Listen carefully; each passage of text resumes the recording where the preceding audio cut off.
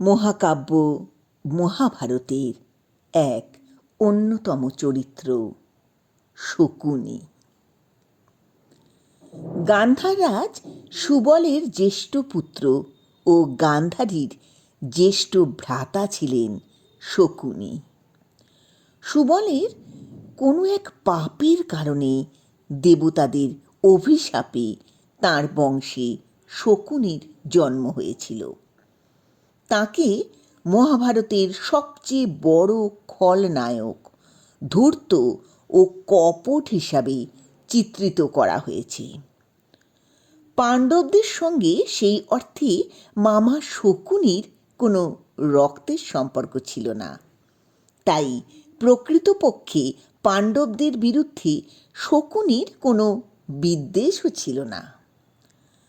শকুনির প্রধান শত্রুতা ছিল পিতামহ ভীষ্মের বিরুদ্ধে। ভীষ্ম জন্মান্ধ ধৃতরাষ্ট্রের সঙ্গে শকুনির বোন গান্ধারীর বিয়ে ঠিক করেছিলেন। একজন অন্ধের সঙ্গে বোনের বিয়ে শকুনি কখনোই মেনে নিতে পারেননি।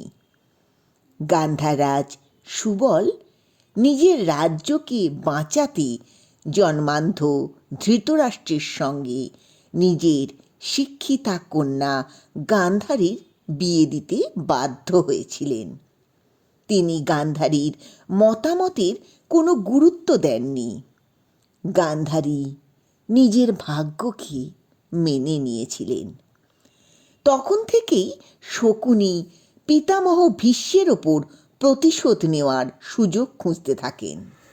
আবার কথিত আছে, গান্ধার রাজ্যের জ্যোতিষী গান্ধারীকে দেখে বলেছিলেন, গান্ধারীর প্রথম স্বামী বিয়ের পরেই মারা যাবেন, দ্বিতীয় স্বামীর আয়ু হবে অনেক।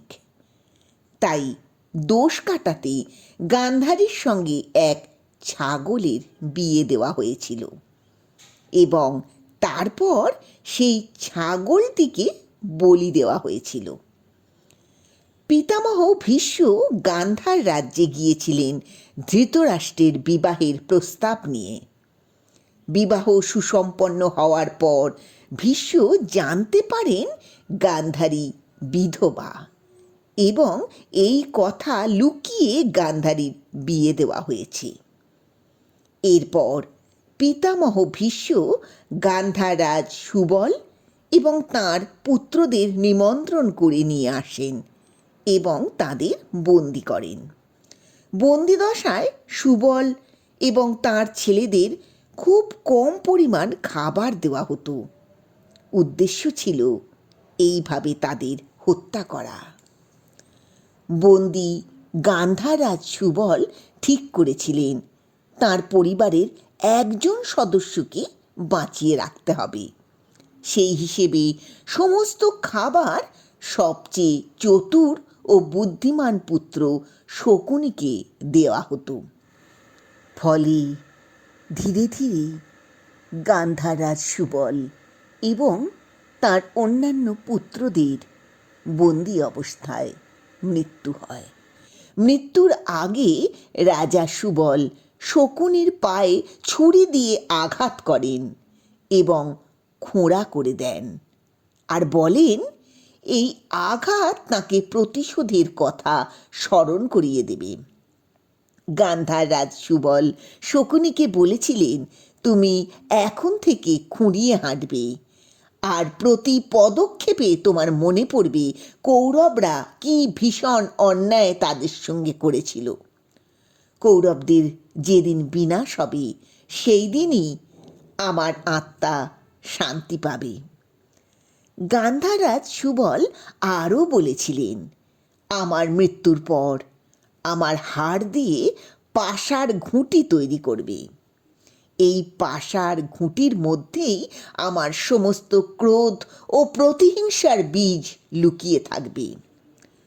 পাশা খেলার দান তোমার ইচ্ছানুযায়ী হবে। কারাগার থেকে মুক্তি হওয়ার পরে শকুনি কৌরবদের অনুগত হয়ে হস্তিনাপুরেই থাকতে শুরু করেন। তিনি দুর্যোধনের প্রিয় পাত্র হয়ে ওঠেন। শকুনি জানতেন দুর্যোধনের একমাত্র লক্ষ্য ছিল হস্তিনাপুরের সিংহাসনে বসা। সেই সুযোগটিকে কাজে লাগিয়ে ষড়যন্ত্র করে তিনি দুর্যোধন সহ সমস্ত কৌরব ভ্রাতাদের মনে পাণ্ডবদের বিরুদ্ধে বিদ্বেষের বীজ বপন করেছিলেন। শকুনি জানতেন অর্জুন সখা ভগবান শ্রীকৃষ্ণের আশীর্বাদধন্য পাণ্ডবরা অপ্রতিরোধ্য। কৌরব ও পাণ্ডবদের মধ্যে যুদ্ধ শুরু করাতে পারলেই কুরুবংশের পতন অনিবার্য। তিনি সেই লক্ষ্যে ছিলেন অবিচল। প্রতিটি দান তিনি হিসেব করেই দিয়েছেন। ভাগনা দুর্যোধনকে তিনি নানা বিষয়ে কুপরামর্শ দিতেন। তাঁর কপটতার জেরে বারবার মহাভারতের ঘটনা নাটকীয় মোড় নিয়েছে। কালকূট বিষ প্রয়োগ করে ভীমকে হত্যার চেষ্টা, যৌতুগৃহে কুন্তিসহ পঞ্চ পাণ্ডবকে পুড়িয়ে মারা ইত্যাদি ষড়যন্ত্রে শকুনির সক্রিয় ভূমিকা ছিল। শকুনির একটি আশ্চর্য প্রতিভা ছিল। তিনি ছিলেন পাশা খেলায় খুবই দক্ষ। পাশা খেলার সময় পাশাকে তার মন অনুযায়ী চালনা করতে পারতেন।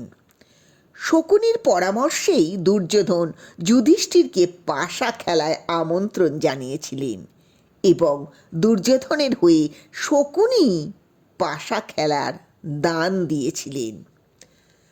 পাশা খেলায় যুধিষ্ঠিরকে হারিয়ে সর্বশান্ত করার পরামর্শ দুর্যোধনকে শকুনিই দিয়েছিলেন।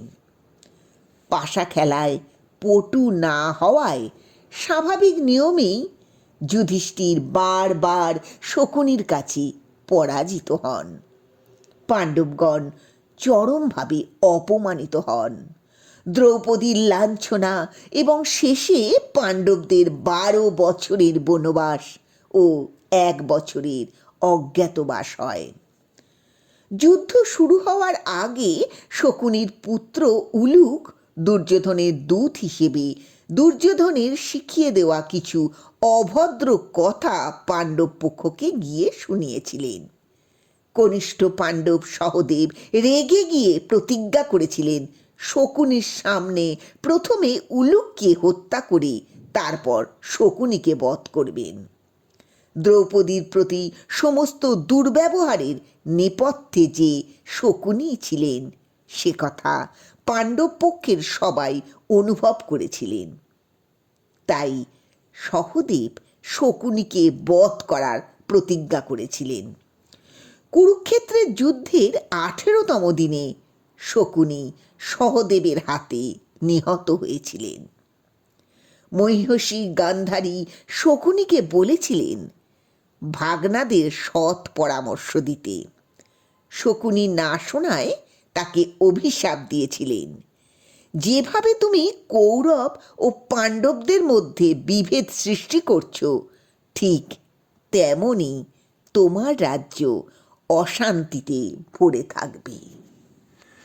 প্রকৃতপক্ষে বলা যায় শকুনি তাঁর বোন গান্ধারীর উপর হওয়া অন্যায়ের প্রতিশোধ নেওয়ার জন্যই পরিকল্পিতভাবে কুরুবংশকে ধ্বংস করার জন্যই কাজ করে গেছেন।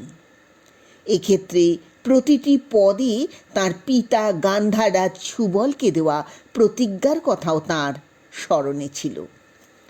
ফলে প্রতিজ্ঞা রক্ষা, কর্তব্যপরায়ণতা এবং নিজের পরিবারের প্রতি হওয়া অপমানের বদলা নেওয়ার জন্যই শকুনি ষড়যন্ত্র করে একের পর এক অন্যায় কাজ করে গেছেন এবং অন্যায় কাজে ইন্ধন জুগিয়েছেন। সঠিকভাবে সেই কাজ পালন করার জন্যেই মৃত্যুর পর শকুনির স্বর্গপ্রাপ্তি হয়েছিল।